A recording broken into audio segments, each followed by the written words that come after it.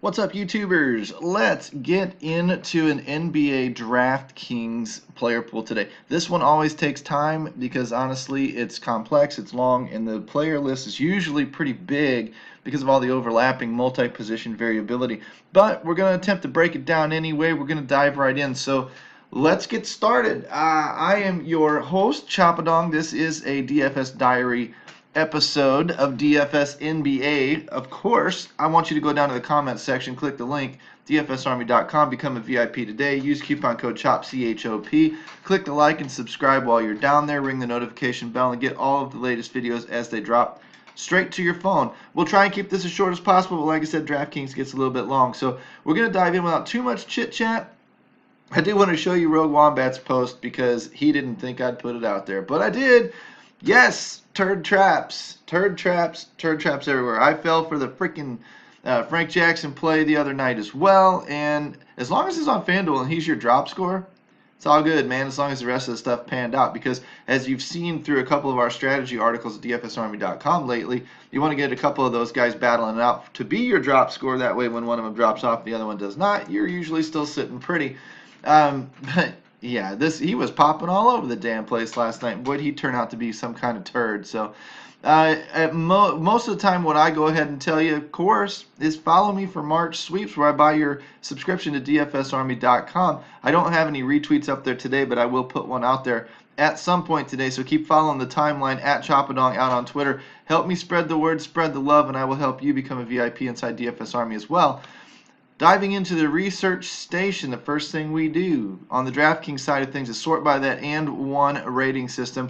We click the point guard, and we hold down the control key and click the other point guards, turn them blue.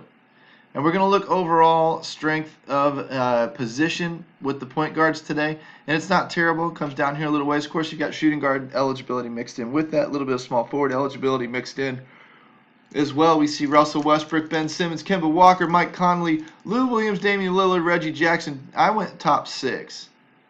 And Reggie Jackson came out 7th on a lot. There's Malik Monk, which is interesting as well because he's going to show up on the value list, and he's almost an and one type of guy. We're going to have to kind of decipher a little bit of this. You can determine where you want to cut the line off yourself. Do you want to go top 5, top 7, top 8, whatever. On bigger slates, you can go bigger and offer yourself more choices, but your player pool is going to grow as a result. But I always do try to watch the guys that are kind of sitting on the line, and today Reggie Jackson was sitting on the line. When I look at value, it shifted. When I sorted by value, you got names like Monk coming to the top. You had Jordan Clarkson out there. Fred Van Vliet popped up there. Alec Burks popped up there. Dennis Smith popped up there. There's Van Vliet there. So my list was different. There wasn't any value overlap, which sort of ticks me off because I don't like just the little one category guys. I want guys that are checking a couple of categories to help me gain more confidence in the matchup on the night. When I come over here to the who's hot and the minutes up stuff, I start looking for the minute up situations. There's Monk getting more minutes, up to about 20 minutes per game. It's fine if that continues. For Conley, up 4 minutes in the last couple of games. Ben Simmons up 4 minutes in the past couple of games. Those are all great if they continue, especially on a guy like Simmons. So you want to pay attention to that clock watch page over on the DFS Army research station. But we're looking for the hot or not. And on the hot list, we came all the way down to like a Jared Bayless. We had Malik Monk on the list, so he's a 2 category guy. He's on the hot list and the value list. Mike Conley was on the and one list and the hot list. Obviously, if he stays hot, he can be providing value. He's just not necessarily forecast to bring value tonight. So maybe there's upside there, which is kind of what you're looking for when it comes to these categories, is who's playing well now and who has upside to continue to exceed projections or exceed expectations, because those guys can bring value as well and bring the upside worthy of possibly winning some GPPs. So really and truly, this whole DFS game is just about thinking through the slate, kind of seeing where the numbers take you, where your research takes you, and reacting accordingly, because those guys that can process this information in the best way possible are the guys that are going to end up winning night in and night out. Shooting guards, Lou Williams, Jimmy Butler, Terrence Ross, add another because Reddick is questionable. You can write him down and put a big Q next to him. Bojan, Fournier, Reggie Jackson. Fournier's been a turd trap lately. And there's Reggie Jackson right there on the cusp again. There's Malik Monk right there on the cusp again. So when I look at the valued ratings here, we got a different list again. We've got a couple of 6X guys, Jordan Clarkson, Tyreek Evans, 6.5 down here at Van Vliet again, 6 at Justin Holiday, 5.9 at Alec Burks. These are the guys that I would be paying attention to for value. I would like to see them running hot. I would like to see them getting more minutes. I would like to see some indicator somewhere that they're not traps. That's the biggest thing. And speaking of value traps, VIP article today, we do have value traps coming out on this rather large Tuesday slate. So that'd be something to look forward to out of DFSArmy.com writers as well. Kicking over to the small forward spot. Because, I mean, we just don't have the time to sit here and dig into every category and sort it all perfectly. I did a lot of this ahead of time for you guys to cut down the video. Paul George, Ben Simmons, Kawhi Leonard. Wouldn't it be interesting if you could run like a Conley in the point guard spot and then Simmons over there at small forward? Aaron Gordon, Jimmy Butler, LeBron James with the Q tag, Tobias Harris. And then we get down in here to some of these other guys where they're borderline. Looking at value 5.5 for Simmons, that's a strong rating. Being that he is what? Well, he's the second point guard matchup on the and one and the second in the small forward. Looking at small forward, it's a little bit deeper than point guard, so maybe he's more valuable as a point guard tonight. 5.6, Aaron Gordon. 5.6, Thad Young. No, that's not Thad Young. That is Marvin Williams. Below Thad Young, Tyreek Evans hits it a 6. Justin Holiday again hits it a 6. So again, you're getting an idea of your value players, and then you would scroll over for the hot guys. Bayless, Monk, CJ, Isaac pops in there. Bojan pops in there again. Knox pops in there. Marcus Morris pops in there. But we don't have any two-category guys in the small forward. In the shooting guard, we did with Clarkson and Bojan. We don't in the small forward because Bojan's and one rating is not quite as strong. You know, he doesn't hit the top, say, 5 or 6 plays. He's down here about 10th. Whereas on the shooting guard side, he was up here in the top, whatever. He ranked, what, 5th? Just below J.J. Redick. So that's, again, a way that you can determine where you maybe need to spend your focus on a certain position. Because you may see one guy pop out, like Jimmy Butler, again, second on the shooting guard list, but like 6th on the small forward list. Probably more valuable over on the shooting guard side of things. Bojan, probably more valuable over on the shooting guard side of things. Let's reorganize these out to the power forwards. See what we get there. We get some Blake Griffin, PG-13, Kawhi, Aaron Gordon, LeBron James with the Q tag, Ibaka. I cut it off there. Horford, Harris, Siakam. These guys are all okay. Sabonis in matchup is decent. Anything above a 10 is really okay. I don't know that I'd go to the trouble of listing them all, but I would draw a line a little over like this and then start looking, who's my value plays? Marvin Williams again. Jason Tatum again. I'm telling you, that's turd trap potential. Jason Tatum is up and down. He's a good player. He has a ceiling. He has decent nights, but he's got a pretty damned low floor, and you need to watch out for that. He's not a cash player. He's too up and down to be a cash guy. Sabonis hits at 6x. Siakam hits at 5.4, 5.8 for Ibaka, 5.6 for Aaron Gordon. So those are some of your value guys, and you can put the little check marks next to them. I've got Aaron Gordon, Ibaka listed at value. I think I've also got Kid Gilchrist in here at value. Justin Holiday, Jaylen Brown, Tyreek Evans. No, these are small forwards. Power forwards. Kid Gilchrist, Sabonis, Larry Nance. Those are your bigger value guys. And then a couple of duplicates in Gordon and Ibaka. So when I kick off into the centers, you're going to see a little bit of a list. You're going to see Sabonis duplicate, Nance duplicate. You'll see DeAndre Jordan pop in there for the value type of stuff, which is pretty interesting because he's down here a little bit in the matchup list at a 6. I don't know how much I like his matchup, but at a 5.7x, some projection somewhere picked up on something, which is a little bit interesting. This is when you get the debate in your head. Do I trust the projected points or do I trust the matchup rating? And that's up to you. I mean, if you want, flip a coin or pick one over the other. But whatever it is, and this, all right, poker analogy time. Little children, gather around the campfire, everybody. A lot of times what I do to balance my ranges in poker when I'm playing poker is a lot of people will sit there and say, well, how often do you play 6-7 suited? Or how often do you re-raise, on a blind steal with ace-3 suited or something like that? I'll do those things. How often do I do it? Well, I will do one of two things. I will either watch the clock on the wall, and if the minute hand is on the way down, I won't re-raise with it, or I won't play those cards to a raise. If the minute hand is on the way up, I will. Meaning top half of the hour I won't, bottom half of the hour I will. That mixes it up. You don't know what I'm doing. It's if you pick up on that pattern, oh crap, 6-7 suited's in his range, he'll raise with it. Fine, but I'm not doing it every time. I'm only doing it when I designate a time. And so for me to break up the routine and for me to say, well, I need to pick something steady, some kind of a pattern that I can adhere to myself, that I can remember myself, that you can't pick up on. And using the clock on the wall is or clock on your watch, whatever, is a pretty easy way to do it. There ain't no clocks on walls in casinos. They want you losing track of time. The other way that I will do it is I will pick two colors. If you play poker online, there's a 4-color deck: red, black, green, blue, right? Red heart, black spade, green is what, clubs, and red and blue is diamonds. So, and it's easier for an online guy to pick up on when his cards are suited and when they're not. But when you're playing live, I will oftentimes say red cards I'll raise, black cards I won't.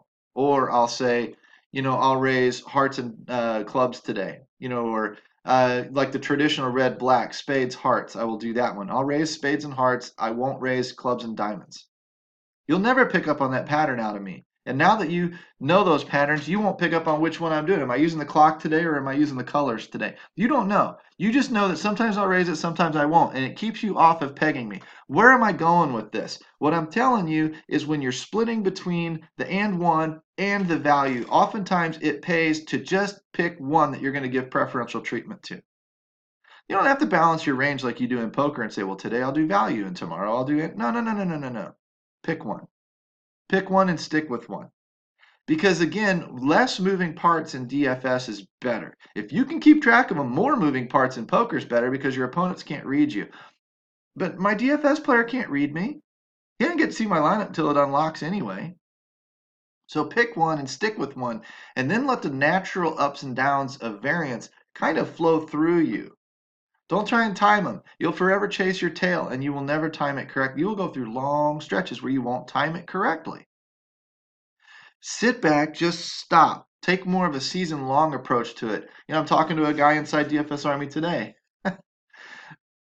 When you're chasing this guy and this guy and this guy and this guy, and then the matchup's changing, now it's this guy and this guy and this guy and this guy, it doesn't help you.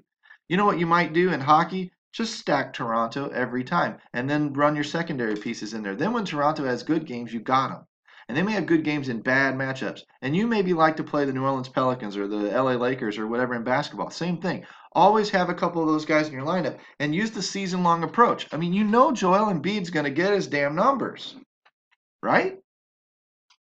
Now, we have to watch the pricing and the salary in DFS, but if you just played Joel Embiid, somebody whose price isn't going to go up too terribly much more throughout the rest of the year, and you just play him, you're going to catch some really, really good days out of him, and a lot of times those will be days when he's lower owned. Just play him. Season-long approach, play him. Construct the rest of your lineup elsewhere. If you sit there and say, well, today I'll use Drummond, well, tomorrow I'll use Griffin, the next day I'll use Vucevic, the next day guess what? You can time them all incorrectly. If you'd have just run Embiid on those 4 days, you're going to get a couple of good games, you're going to get a couple of bad games. It sure beats getting every day bad. Just another way to think about DFS. When you get good at season long and you get good at DFS, you can blend the two principles together and you can really, really smooth out your days. You can smooth out your weeks. See, because I'm playing this for the season. I'm not playing this. Yes, I want to win tonight. But I'm playing this for the season. I'm trying to be profitable at the end of the year. And it's going to have some nights like tonight where I'm just not going to win. Or tomorrow or whatever. And at the end of the week, hopefully I'm up. And at the end of the month, hopefully I'm up. And at the end of the season, certainly, hopefully I'm up. If so, I did it right. I don't need to chase Joel Embiid and play the matchup game with him all the time and switch it up and do all sorts of goofy different shit all night, all week, all year long because I chased my tail. I may just take him or somebody like him and just ride him out a lot. And I'm doing that in golf right now too, which come back tomorrow. We'll do more golf video stuff tomorrow. All right, back on track with the center and then we'll wrap it up. Andre Drummond, Joel Embiid, Blake Griffin, Vucevic, Turner, Ibaka. Horford missed the cut just barely, but he's fine. Look at how deep the center position can be tonight. That's big. You could use a couple of these guys in the forward spot, in your utility spot. Cutting over to the value, you look at Joel Embiid bringing value. You look at Miles Turner, Serge Ibaka, Cody Zeller if he's not questionable, Sabonis again, Steven Adams potentially, Kelly Olynyk. Now you're getting down here towards the weaker side of the and one matchups, but now some of your value comes up because these are some of your cheaper players. Okay, your double category guys, Drummond, Turner, and Ibaka. So the guys that I'm going to put more weight on tonight, that I'm looking forward to tonight, are not my one category guys. That player pool is huge. I'm going to try and work today on further cutting it down, getting rid of some of what I think might be the fluff or what I think might be some false information that the projections are giving me, and try and get that thing down. I don't want 50 names in my player pool. I don't want, with multi-position eligibility, I'd like 20, 25. Pare it down to those, the very, very best. The problem is the strongest plays that I see right now are my dual category plays, and that's Conley, Clarkson, Malik Monk, of all people. Need to do some research on him because I personally don't know a lot about him. But he's registering almost as a core type of play, and he's cheap. And then Reggie Jackson is very intriguing. Just kept missing the list. So he may be one that falls under some radars tonight. I don't know if the projections and the optimizers will pick up on him and throw him in there, but he hit pretty much all three categories, just barely under the list. Kind of like Horford was doing there at power forward and center. So for those are my point guards. My shooting guards would be Bojan, would be Clarkson again. Small forward wasn't really anybody. So that position is pretty darn wide open. Power forward was Aaron Gordon, Ibaka, and Kelly Olynyk, of all people. And I don't trust him for nothing. And the center spot was Drummond, Turner, and Ibaka. Everybody else was one category guys. There really aren't any strong three category guys. Malik Monk technically qualifies, but the rest are all just two category guys. But those are the guys I'm going to put a little bit more weight to. And then I, again, on a day like today, am going to lean on my coaches. On a bigger slate like today, I'm more inclined to play smaller slates. When I play smaller slates, my player pool inherently gets cut down shorter. And from there, I get actually the opportunity to get some guys that double up and triple up on those categories, which then makes me more confident in them on that slate because I don't have all of the crazy options. So if you really want to know, for the stronger, more experienced players, the bigger slates are where you go because the choices are so many that it's so easy to make minor mistakes that add up over the long run.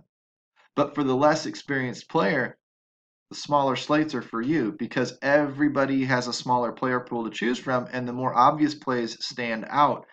Believe it or not, there are still edges to be had on those smaller slates for the newer guys if you follow a process that pins down the player pool because nobody else is doing this, therefore they're still making mistakes. You can cut down your mistakes and then create that edge on those smaller slates. If you want to know where I play on a lot of smaller slates. I don't have a ton of time to sit here and process hours worth of information. I want not three. I don't like 3 games, although I've had success in 3-game slates. I really like kind of the 4 to 6 slate range, because 4 to 6 game slate range, because for me it's enough choices for people to fuck up, but it's small enough that it cuts my research time more than in half. And I can do some research in about 15 to 20 minutes that puts me on the good plays, go tweak the optimizer for another 15 minutes, and in 30 minutes have my lineups out, filling contests and rolling. That way I don't have to spend 3-4 hours a day doing this, and I can take that time and do my actual day job work and stuff. But anyway, I appreciate making these videos for you. I hope you guys appreciate the information. When you do, like, subscribe, retweet the stuff out there on Twitter. I really appreciate it out there, of course. And let's get more people watching these videos. Let's get more people discussing and talking about it. Let's get more people inside DFSArmy.com because that's what's going to trigger me buying more and more memberships for you guys. So follow the link, DFSArmy.com, use coupon code CHOP, become a VIP today, enter March sweeps, and I will see you on the other side. I'm going to probably come back today and do an NHL video, but we're going to go see how that research station looks here in a bit, and maybe you'll see me back here later today. Otherwise, there's your NBA video. Hopefully you guys had a good time. Tune in tomorrow. And we'll do a little bit of PGA stuff too. Take care.